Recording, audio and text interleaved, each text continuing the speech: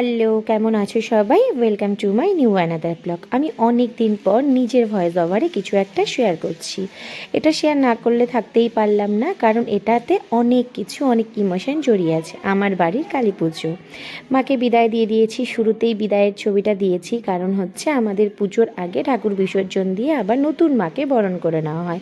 দেখো, সকাল থেকে তোড়জোড় চলছে। আমি, মামি, ভাগ্নি সবাই মিলে পুজোর তোড়জোড়ি করছি। এখানে আমার ছেলে, আমার ভাসুরের ছেলে সবাই মিলে বসে পড়েছিল বাড়ির পুজোর জন্য। সকাল থেকে আমাদের বাড়িতে চণ্ডী পুজো, বজরংবলী পুজো আর শিব পুজো হয়। এরপরে দেখো মায়ের আনার পালা। মাকে আমরা এভাবে সবাই মিলে মজা করে মাকে বাড়িতে নিয়ে আসি। মাকে যখন বিদায় দিই তখন মনটা খারাপ হলেও মাকে যখন এভাবে নেচে কুদে নিয়ে আসি তখন সত্যি মনটা আনন্দে ভরে যায়। আর এই জন্যই তোমাদের সাথে চলে এসেছি এটা শেয়ার করতে। আমাদের বাড়ির পুজো সবার কাছে একটা ইমোশন। বাড়িতে প্রতি বছর যখন এই দিনটা আসে মনে হয় যেন বিয়ে লেগে গেছে। সবাই মিলে, পাড়ার সব দিদিরা, বাড়ির সবাই মিলে, ছোট বড় সবাই মিলে এতটা মজা করি এই পুজোটাতে, সেটা হয়তো আমি আজ বলেও বোঝাতে পারবো না। যাদের যাদের বাড়িতে এরকম বাৎসরিক পুজো হয় তোমরা জানবে ঠিক কতটা ইমোশন জড়িয়ে থাকে সেই পুজোগুলোতে। ঠিক আমারও তাই, আমারও অনেক ইমোশন জড়িয়ে থাকে এই পুজোতে। দেখো, সবাই মিলে এত হই হুল্লোড় করে মজা করে মাকে নিয়ে আসছি, যেন মনে হচ্ছে বাড়িতে নতুন মেয়েকে নিয়ে এসেছি, বিয়ে করে নতুন বউকে ঘরে প্রবেশ করাচ্ছি। যাই হোক, তোমরা দেখে নাও আমাদের পাগলের নাচানাচি। আমরা এভাবেই পাগলামো করে মাকে বাড়িতে বরণ করে নিয়ে আসি। মা তো বাড়িতে চলে এসেছে। আমার শাশুড়ি মা এদিকে মাকে বরণ করছে, আর আমরা সবাই মিলে নাচানাচিতে এতটাই ব্যস্ত যে মার বরণের কথা আমাদের কারো মাথাতেই থাকে না। যাই হোক, উপোস যদিও থাকি না, সকাল থেকে বজরংবলী পুজো পর্যন্তই উপোস থাকি, কারণ ওটা আমার দায়িত্ব। শিব পুজো ছর্দি ভাইয়ের দায়িত্ব, আর চণ্ডী পুজো বদ্দি ভাইয়ের দায়িত্ব। বাড়িতে 3টা বউ 3টা পুজোর দায়িত্ব নিয়ে বসে আছি। দায়িত্ব বলতে কাজ টাজ কিছু করি না, আমাদের দায়িত্ব শুধু নেচে কুদে মাকে বরণ করে ঘরে ঢোকানো। এতেই সবাই খুশি। আমার শ্বশুরবাড়িতে যারা যারা আছে প্রত্যেকেই খুশি হয়ে যায় আমরা 3 বউ এত সুন্দর করে এই জিনিসটাকে এতটা মজা করে এত সুন্দরভাবে কাটিয়ে দিই।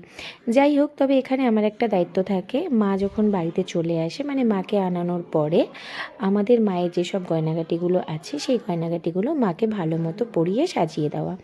এই দায়িত্বটা আমার বিয়ের পর থেকে আমিই পালন করছি, আর মাকে মনের মতো সাজাতে আমার সত্যিই খুব ভালো লাগে।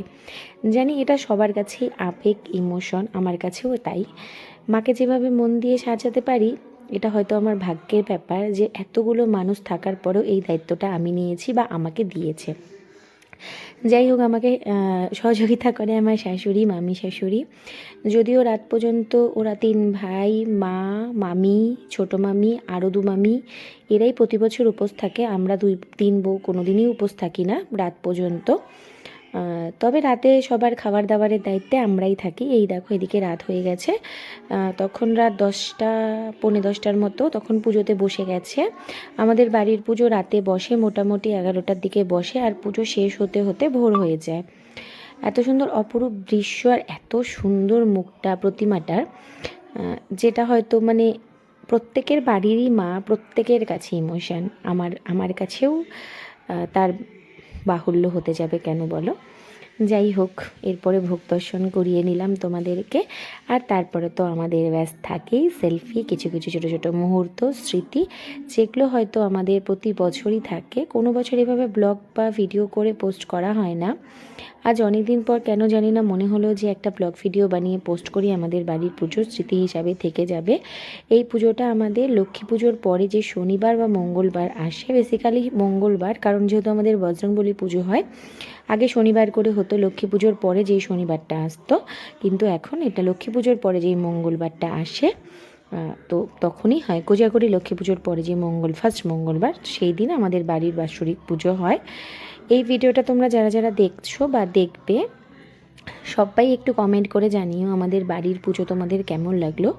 যারা আমাদের লোকাল বা আশেপাশের থেকে দেখছো, তোমাদের সবার জন্য নিমন্ত্রণ রইল পরের বছর আমাদের বাড়ির পুজোতে আসার জন্য। আর আমাদের বাড়ির পুজো সত্যি আমাদের কাছে অতুলনীয়। Thank you for you watching.